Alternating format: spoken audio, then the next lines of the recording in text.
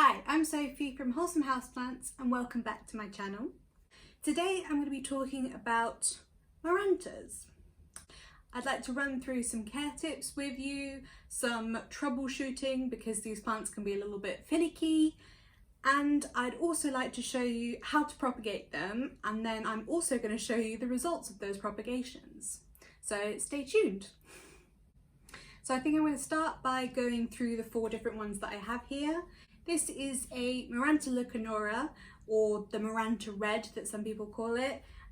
It's got these really beautiful red iridescent leaves on the back, and the front is these really deep green with pink veining. This is a Maranta lemon lime. It's much more common in the US, much less so in the UK. I'm not sure about Europe, but in England specifically, it's hard to get hold of. And it's basically the greeny yellow version of this one. Then this is a Maranta Variegated Variegata, so a variegated version of a Maranta with this beautiful, really crisp white part. And then this is the non-variegated version. This is a Maranta Viana. I've definitely said that wrong, but I'll spell it and then you can decide how to pronounce it. So anyway, I'm going to go through some of these care tips for you, and then we're going to get into the propagation. So these plants are all part of the Marantaceae family, which is commonly known as the prayer plant. So these are plants that move. So as it comes to the evening, they lift their leaves up as that's why it's called, like, praying. You can really see the difference of it moving up and down. It's really fascinating. First thing to note is lighting. These plants are shade growers, so they line the forest floor. If you've ever been to Kew Gardens in London and you've seen a massive Maranta lecanora growing there, you'll see how it's just spread flat on the floor, basically. And this is how this one's trying to grow as well. You see, like, it's not growing up, we're spreading further and further out, and that's how they like to grow.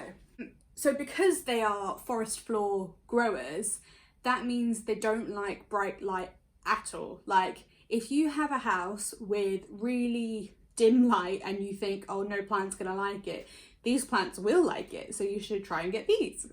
Bright light is going to be the most detrimental to these plants, and they will start to lose their colour. So that's like a problem, like a troubleshooting method is if your plants have started to, it's almost like fading a little bit, like somebody's reduced the saturation of the plants, that's probably because it's in a too bright a position.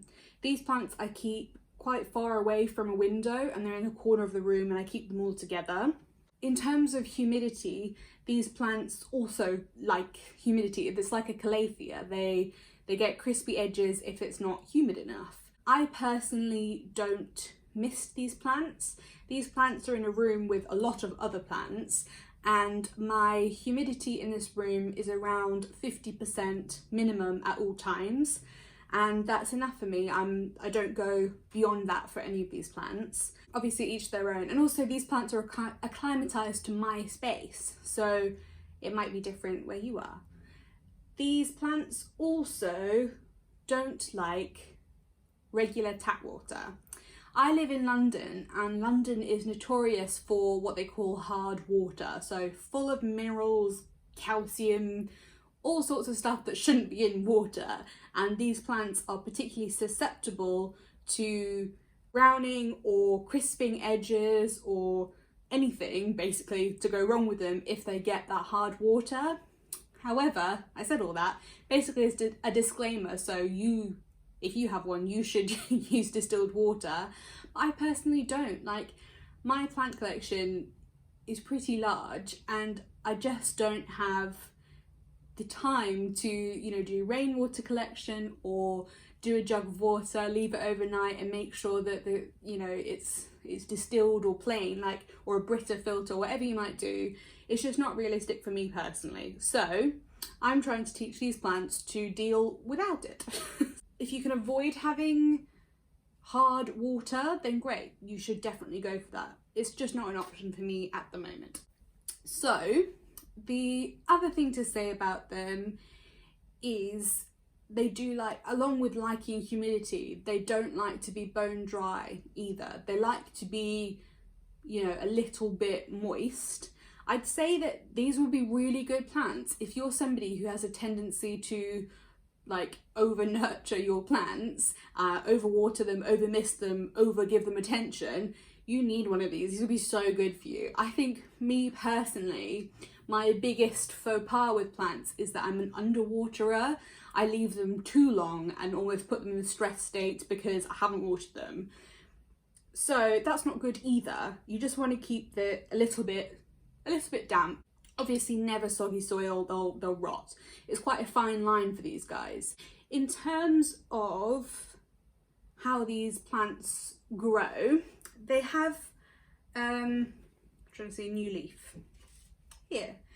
The new leaves come in these very, very tight spirals. They're very cool. And then they unravel. There you can see one unraveling a little bit more, almost like a cone, until they're flat. Yeah, so I've sort of briefly touched over the browning tips, but I have browning tips to show you. So this is the one I said that is struggling, or was struggling the most. And you can see at the end that the tips are going a bit brown. All of this new growth isn't. And what's another thing that's really interesting about this plant is the new juvenile growth looks quite different to the more mature growth. Like this is, you know, that really deep, it's almost like a burgundy colour how it comes in, and then over time it will fade to more of the green. But all of the new leaves that have come in recently, none of them have crispy edges. So I think it's getting better, but yeah, it definitely does have some of the crispy edges. These plants also flower. I've had this one and this one flower for me. This one, you know, is a cutting, it's quite small and it hasn't flowered yet. And this one I think I've struggled with the most in terms of browning, and so this is probably the least happy one, therefore has not yet flowered either. The Maranta Lucanora, the red version, produced these sort of tiny beautiful purpley white flowers, and then the Maranta Kerchoviana Variegata had these really dainty white delicate flowers. I think there are a couple growing here. They're very delicate and very beautiful. So let's get on to propagating. So these plants, it's very clear where the nodes are. It's these bumps. You just basically want to cut a couple of inches behind a bump and then plop it in water, and then you should see roots within 2 to 3 weeks. I let my roots get like 5 centimeters long before I put them in soil, and hopefully I'll be able to show you those. I'll take cuttings from this one, and this one. I'm not going to take any cuttings from this one because it's too small yet. So let's crack on. Okay, so let's start with this Maranta. I think I'm going to cut this end bit here because it's quite spread out, and the way that mine grows, I'd like to condense it a bit. You can see here is the node, and I'm just going to cut it there. And then now for this one, I'm going to be cutting the plant just here.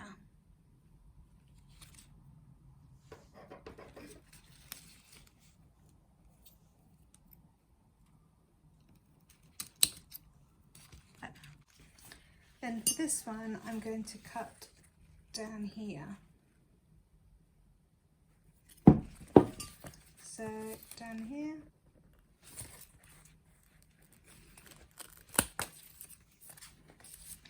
And there we go. So now we have our 3 cuttings ready waiting in water, and we'll see how they go. So it's been exactly 1 week since I made these cuts. This one has got roots already on both nodes. This one, there you go, has got roots. And this one, ever so tiny, but they are there. This is another week later, so it's been about 2 weeks now, and you can see the roots clearly now on the variegated Maranta. You can also see quite long roots coming from the regular Maranta lecanora red variety, and also good roots on the non-variegated Maranta kercheviana, ready to plant. Thank you so much for watching. I hope you've enjoyed this video. I hope that you've learned something new or seen a new variety of Maranta.